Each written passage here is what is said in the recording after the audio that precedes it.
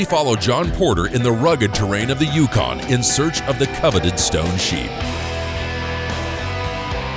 McMillan River Adventures takes John into the remote areas of the Yukon Territory to fulfill a lifelong ambition.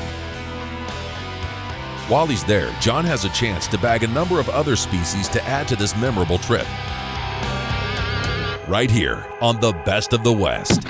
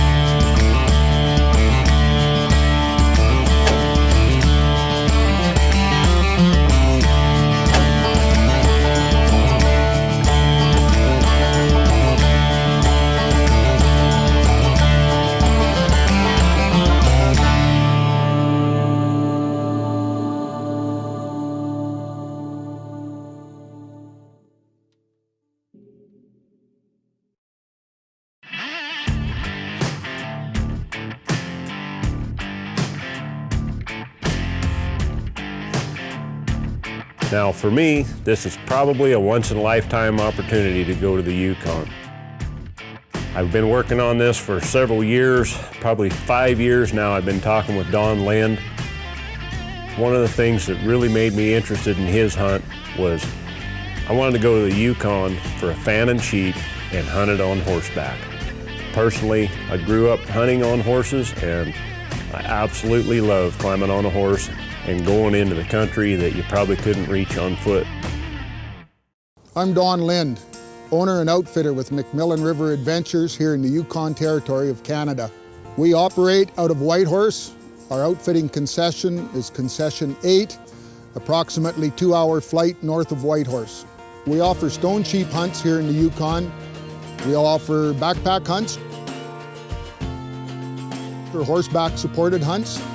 Our sheep hunts are 14 days in length. We're not trying to run numbers of hunters through.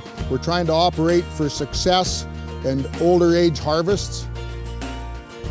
The 14-day hunts allow us lots of time to rest between some excursions and outings. It also allows us some weather days without, eliminating our hunting time in the field.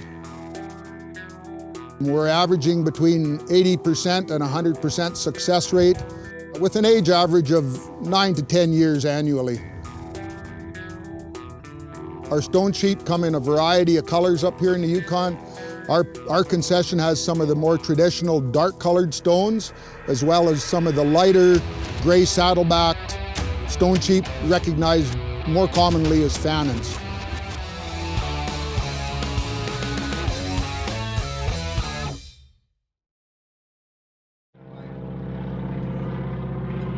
Well, made it to Whitehorse. Spent a day or so here just kind of hanging out, looking around, and we've got all our gear strewn out here. Whatever we don't have at this point, we don't need, right? Or at least we're going to do without it.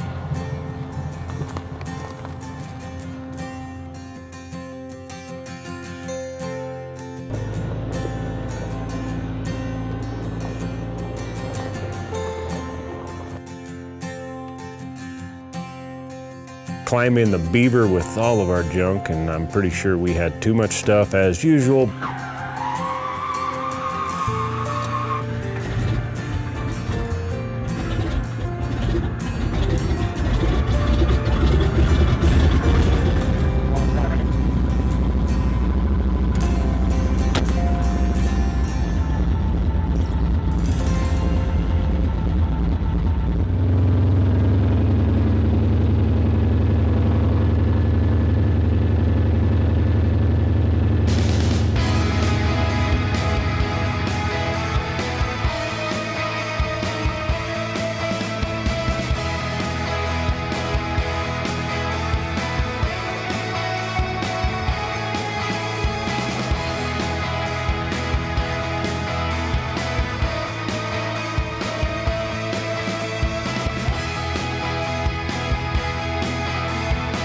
We fly into the base camp, and It was cool to see when we made the pass in over the base camp. Nice big runway.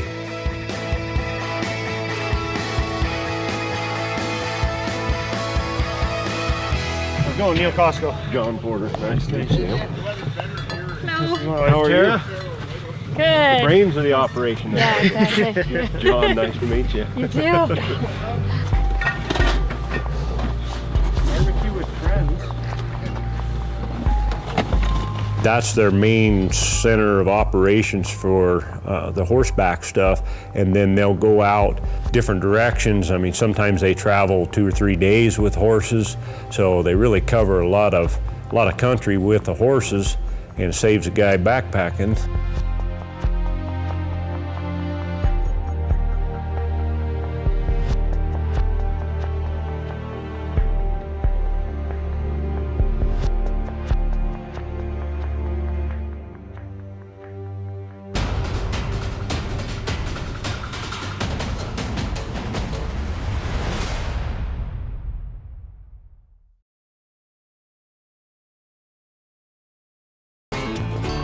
The Best of the West is brought to you by the Wild Sheep Foundation, Cryptek Camo, Hawkins Precision, Polestar Outdoors, Hornady, accurate, deadly, dependable, Huskama Optics, and LongRangeStore.com.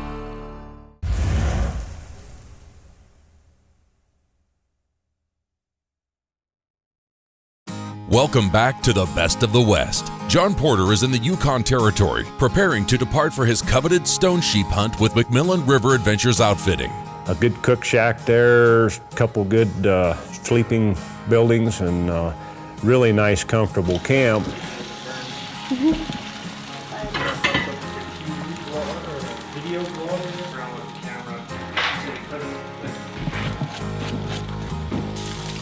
Bacon rice.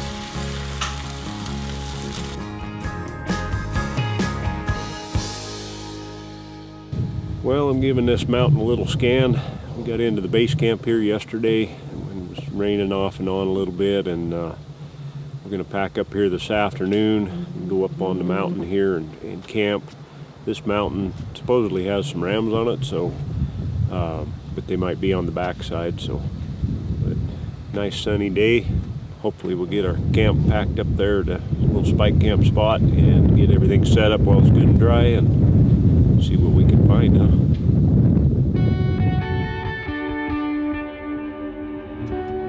The guides are expecting a 3-hour horse ride to the spike camp, and with a packed string of 9 horses through some rough terrain, they take extra care in their travels. On our horse cruise, I run a minimum of 2 employees, our main guide and then an assistant guide or a wrangler. I've found that it's a lot more comfortable for the hunter to operate with the extra help in camp.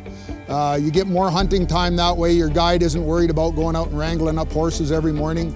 He can do some of the camp chores while the wrangler's getting horses. It really helps out to make the hunt more successful.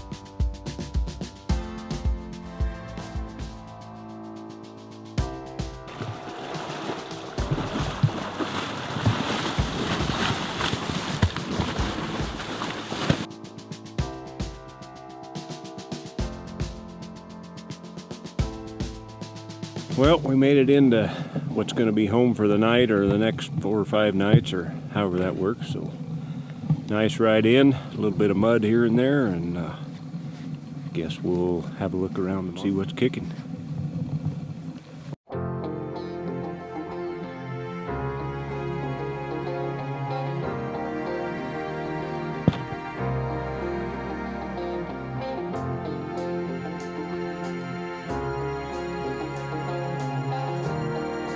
good saddles, good pack gear, good tents, and really good equipment, and them boys are up for whatever they need to do, and they've got the equipment and the stock to handle it.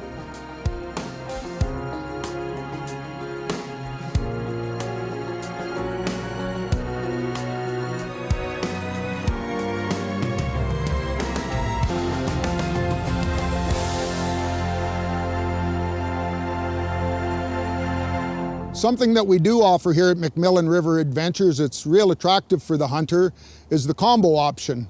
Whether you come on a sheep hunt or a moose hunt, you'll have a pocket full of tags. In John's case, he had a caribou tag, a moose tag, a grizzly bear tag, and he was able to harvest a couple wolves if he had the opportunity.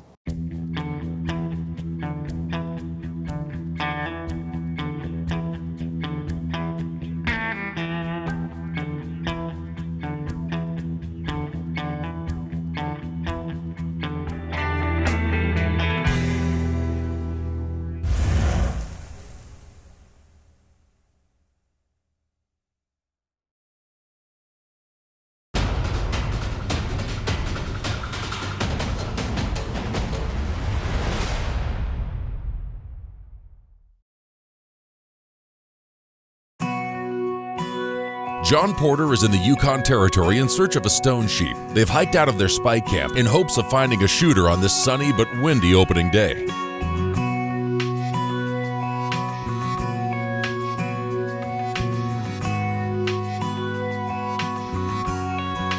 A lot of climbing. We climbed, I don't know, 1,500 vertical feet, maybe close to 2,000 vertical feet up.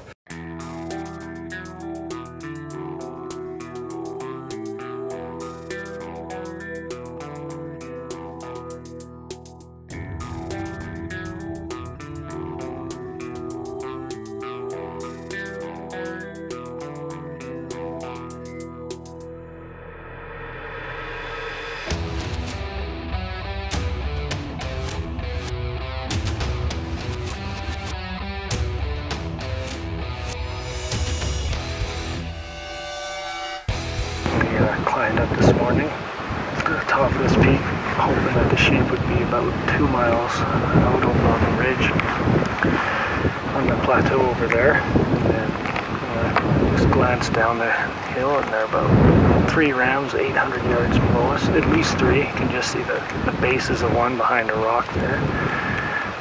2 of them look like they got a bit of mass to them, a little bit of color in the third one.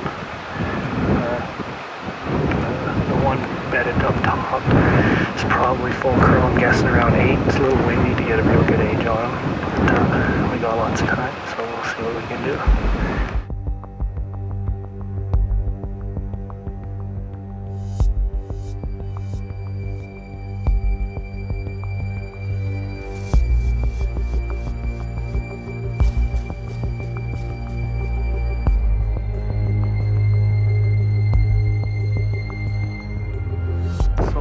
Watching these 4 rams, turns out, for a few hours now, and got up, grazed a little bit, pretty confident they're down for the night, so try and find them tomorrow morning. We've got a 2-year-old, a 5-year-old, I think probably a 10 and an 11-year-old. They're both full curl, so we should be able to make something happen tomorrow morning.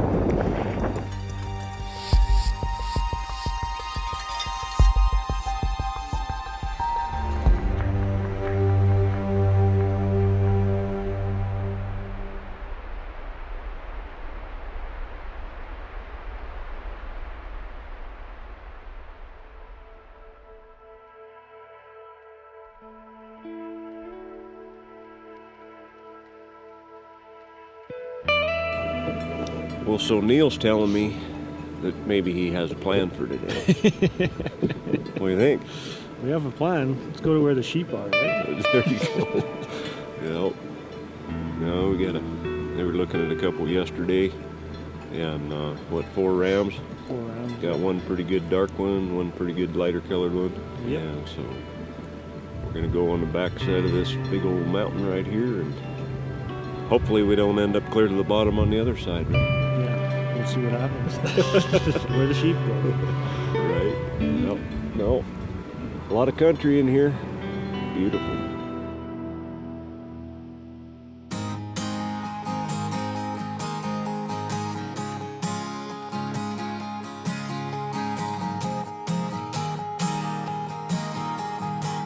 The guides plan to ride the horses about 2 miles up the drainage and then hike up a steep mountain in hopes of finding the sheep where they were last spotted the previous evening.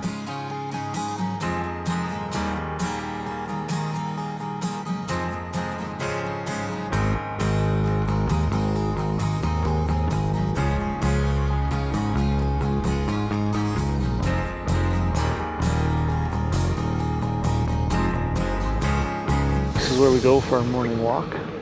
Up there, sheep were, when we put them to bed last night, just down on the other side, about 800 yards. So hopefully they're still there. Coming up on the Best of the West.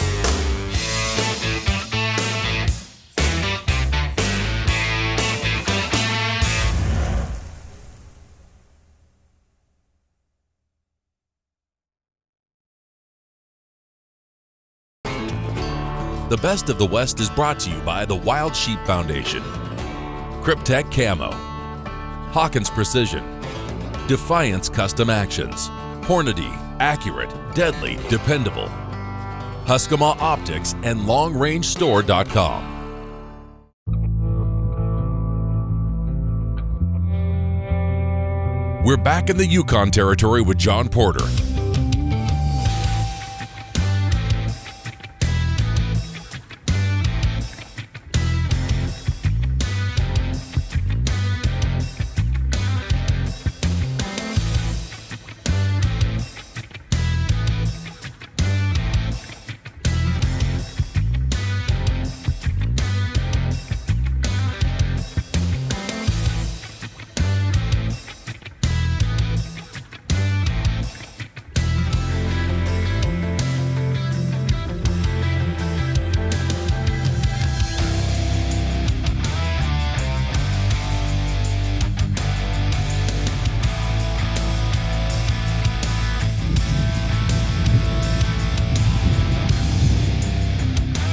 They work along the ridge line of the mountain, peeking down the other side to spot the sheep.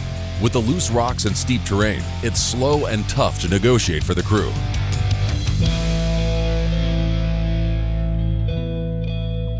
Well, we're sitting here 500 yards or so from where they saw the rams yesterday. And they're probably just around the corner, but this is pretty broken up, pretty rough country, so they could be anywhere. We'll sit here and do a little bit of looking. Maybe ease on around here somewhere to get a little different angle on it. But we know they're here.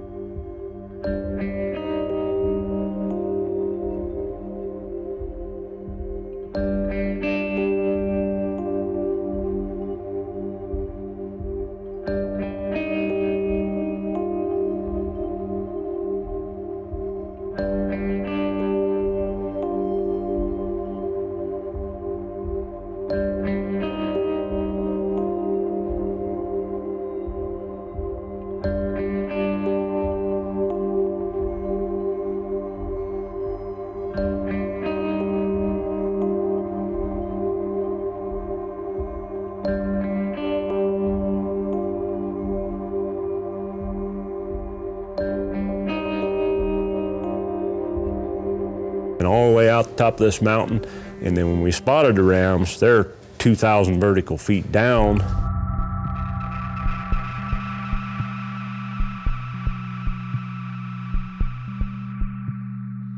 We grab the scope and try and turn a rock into a sheep. And grab the scope, and it's a sheep. True story, you can tell it however you want, right? Yeah, luckily it's way down there, so it should be fun yet. But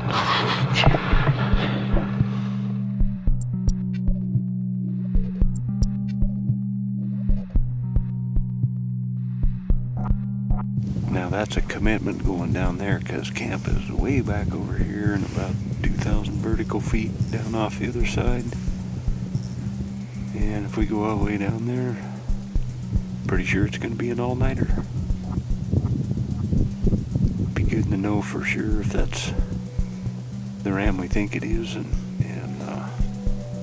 that would help the decision, I guess. One of them already laid back down, so we're liable to just have to take a gamble on it and go down there anyways.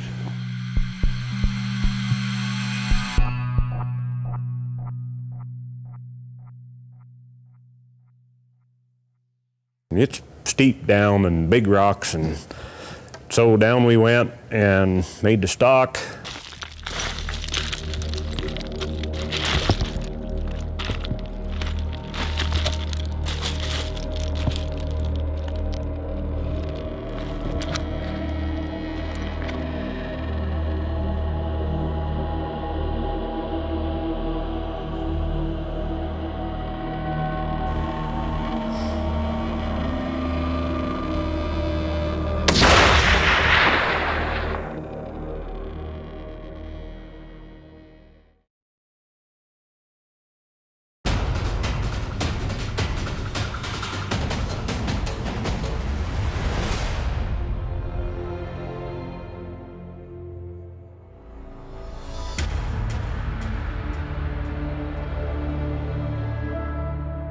John and his guides have finally found the group of rams they were looking for. With nearly a 2-hour steep and rocky descent off of the mountain, they're now within 300 yards of the rams.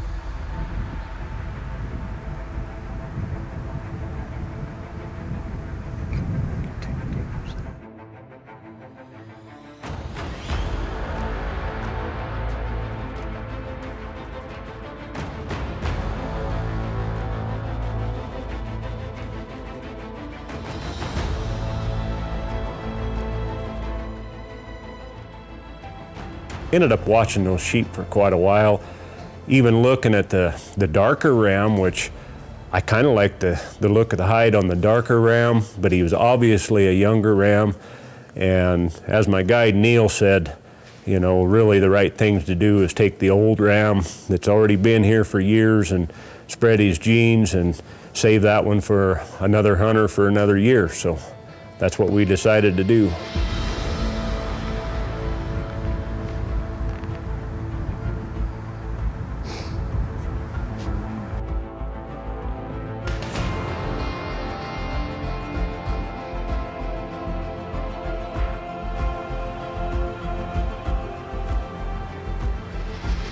So as this sheep starts walking away, the guide's getting a little antsy about this, and I said, look, just relax. I said, I can shoot that sheep anywhere in this basin. He's not getting out of there.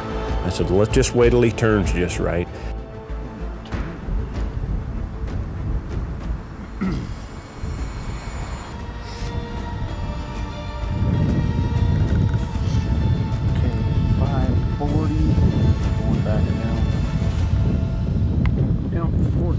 For 20 degrees. I made my correction for Kent.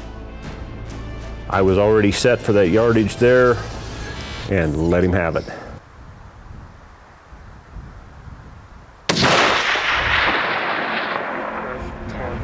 My shoulder.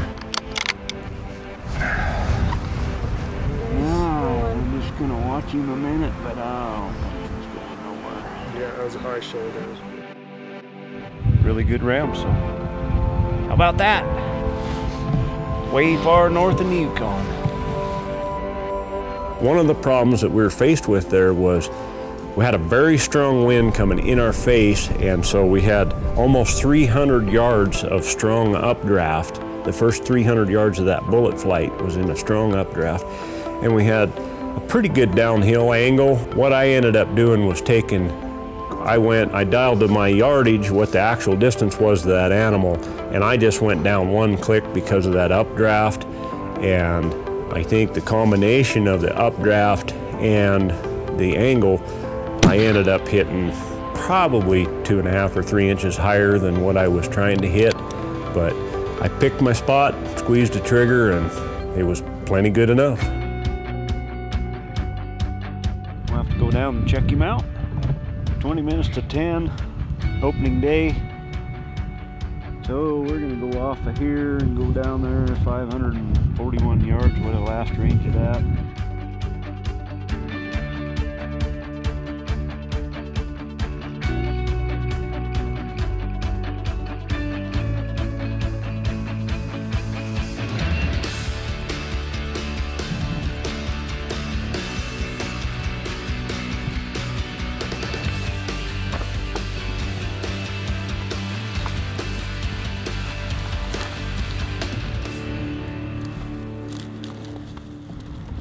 Nice ram.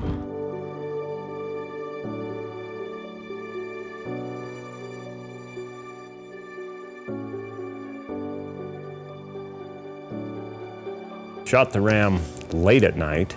We ended up spending the night just laying out on the hillside there, but as luck would have it, it turned out to be a really nice night. It was a pretty long run. I guess all totaled about 30 hours of marching there. And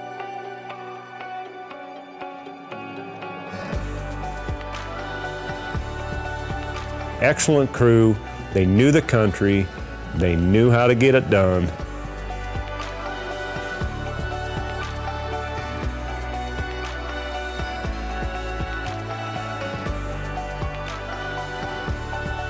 All in all, an exceptional outfitter. Very well-oiled machine, in my opinion.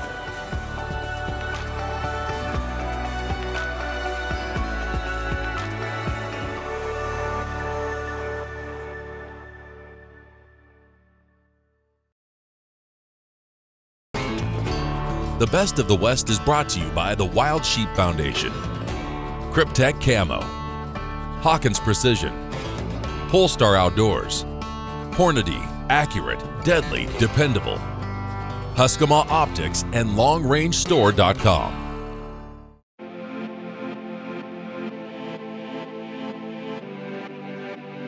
Well, we got back off the mountain with the sheep and had a little minor incident on the way down the hill.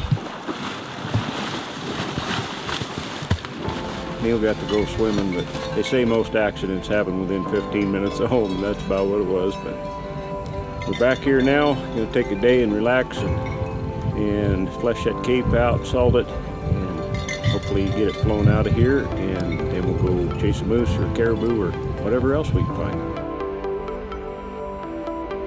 The Canadian Yukon Territory doesn't have a hunting license drawing system. This allows hunters to enter an area with multiple tags for any species they may encounter and legally take.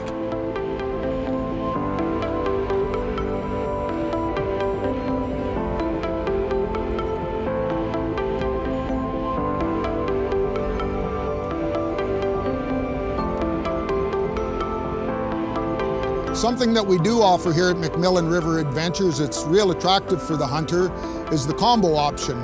Whether you come on a sheep hunt or a moose hunt, you'll have a pocket full of tags. In John's case, he had a caribou tag, a moose tag, a grizzly bear tag, and he was able to harvest a couple wolves if he had the opportunity.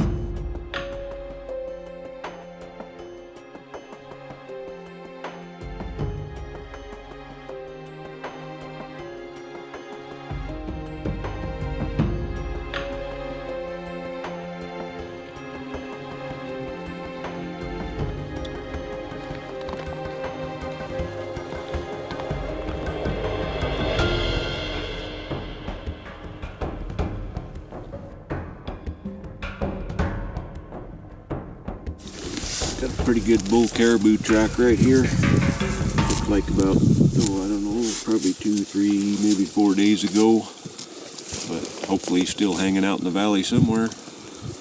We got our ace guide up here, Neil, on the hill. He's looking around. We're watching the horses, letting them graze a little bit, and we'll see what we can find.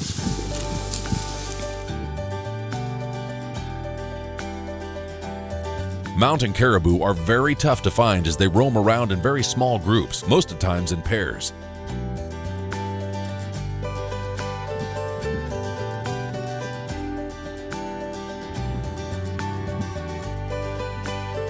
After glassing all afternoon for these mountain caribou, the team decides to return to base camp and prepare for a new area the next day.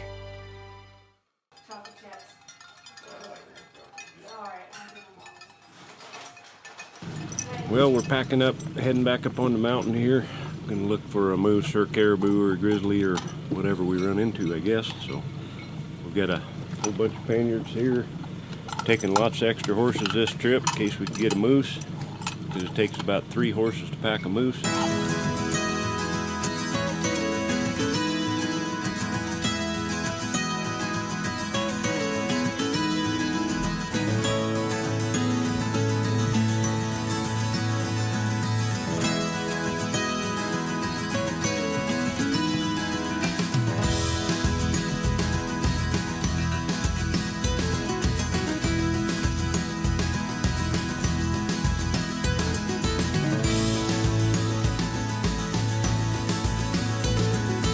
Although we're largely recognized for our boat camp moose hunts, we offer 2 or 3 horse camp hunts for moose as well each season.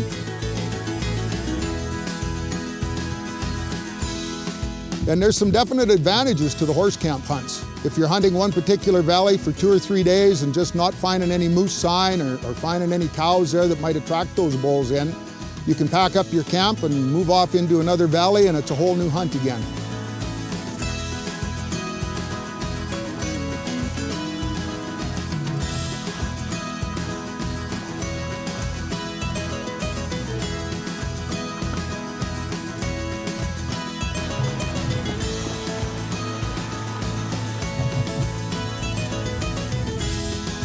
Another big advantage of having the horses there is when you do get your moose down, most places we can get the horses right to the carcass, so it makes packing that moose out of the bush a lot easier.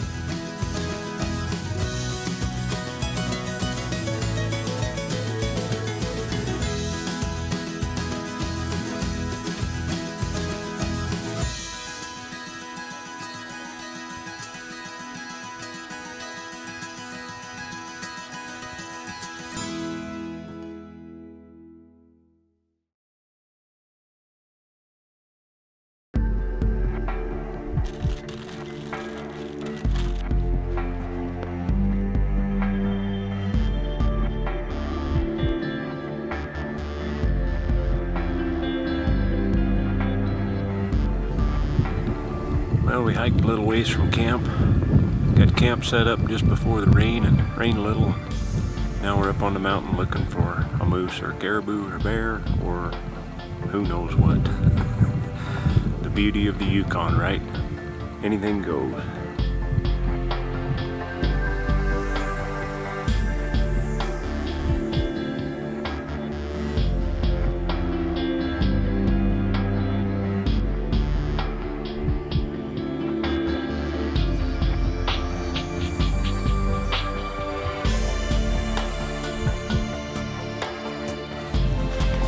Some kind of bull over here.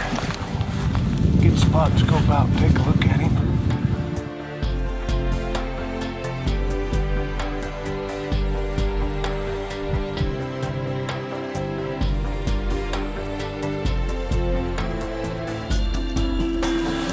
Well, I've spent several hours here.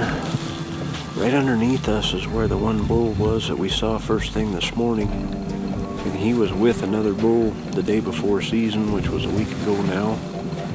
And we're just gonna hang out, I guess, and watch and wait and watch and wait. I did find another bull clear across, about 2.5 miles across. Looked like he's probably 50s, 58, maybe 57, just kind of guessing. Typical hunting, right? Sit and wait.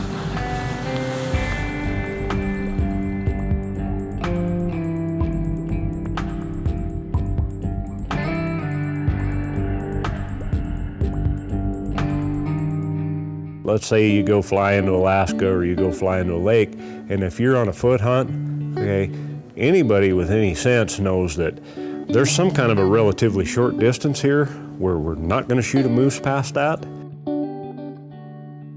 The neat thing about horses, we can go 5 miles, we can go 10 miles up in a valley, and if we see a moose that we want to shoot, we can go after it.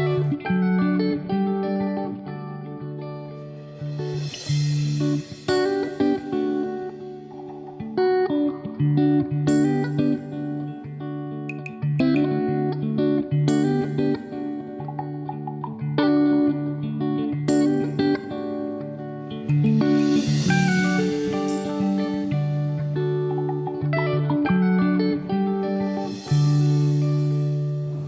got a bull here that's about 62, 63 wide, 488 yards, in a pretty nice spot, not in a big swamp. Take a closer look at this bull, and we crawl up on him a little bit and sit there and actually measure him with the reticle and the scope. That he was 63, 64-ish. Nice heavy brow tines on him. Bedded in the brush, we can't see all of it, but you catch kind of bits and pieces of it, but he happened to be facing right straight towards us, so he's pretty easy to measure.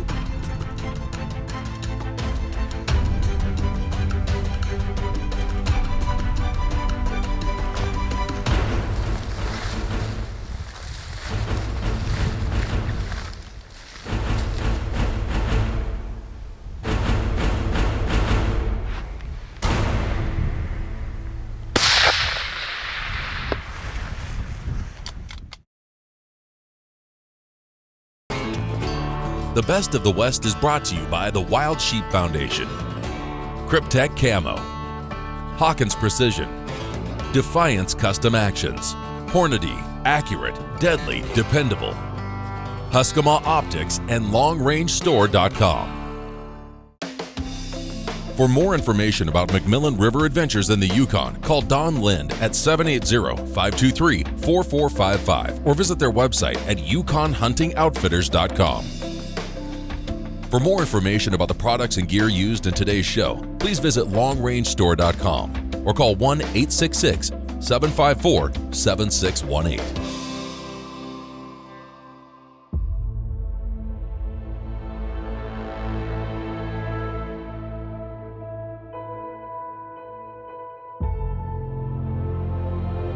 We're back in the Yukon with John Porter. They've been searching for most of the day and now have a trophy moose spotted.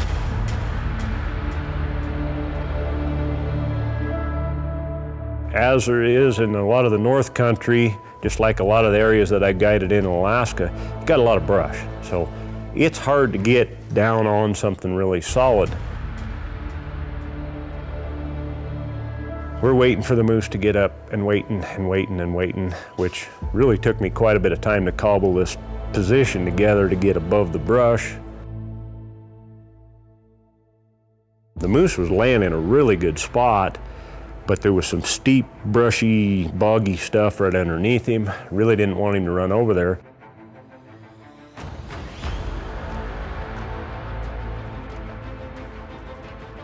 Shot placement is critical on an animal this size. I mean, it's probably a 16, 17, maybe 1,800 pound animal.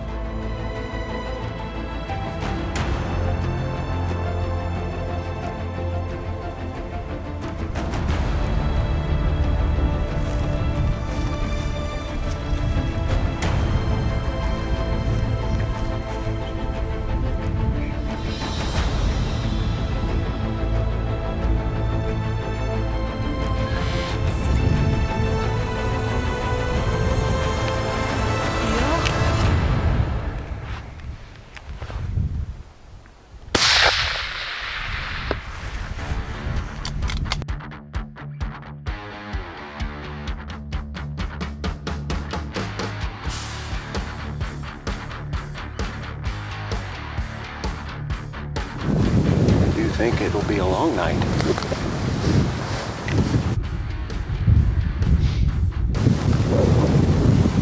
Well, I'm gonna have to go look at him.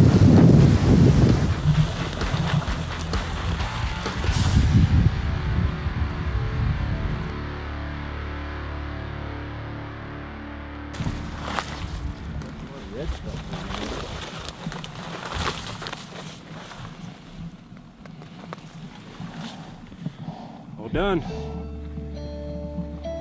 What a beast.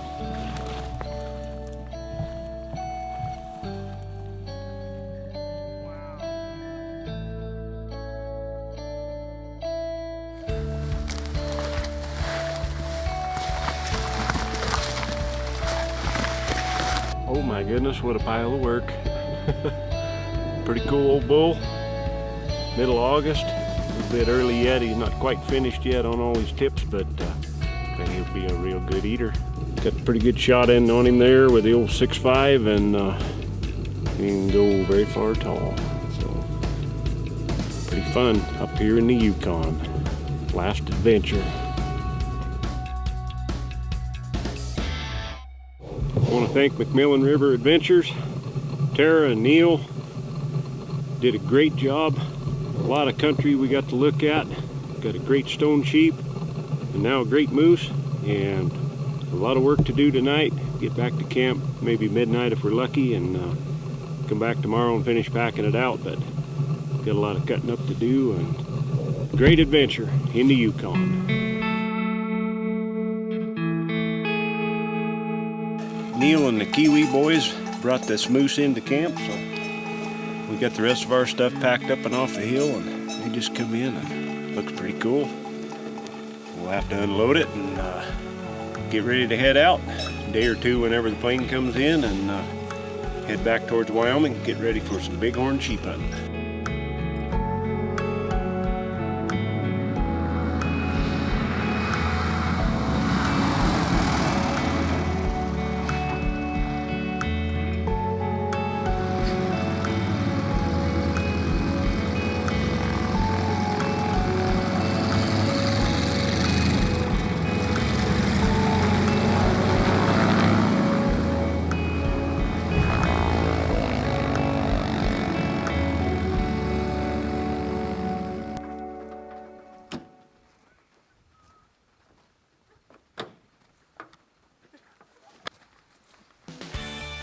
John's moose yielded nearly 640 pounds of lean fresh meat to sustain his family for the upcoming year, and the antlers on his wall will forever recount the adventures of the Yukon.